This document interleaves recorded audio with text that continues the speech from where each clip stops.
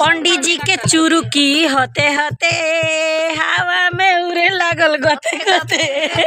पंडित जी के चुरुकी होते होते हवा में उड़े लागल गते गते। बीवी कहली काटा वाला सनम चटा वाला सन, ब्यूटी पार्लर में सेट करा वाला सनम।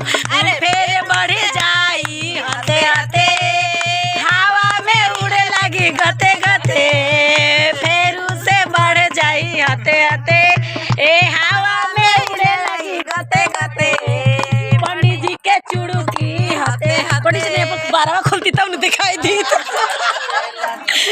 पंडित जी के चुरुकी हाथे हाथे हवा में उड़े लगल गते गते।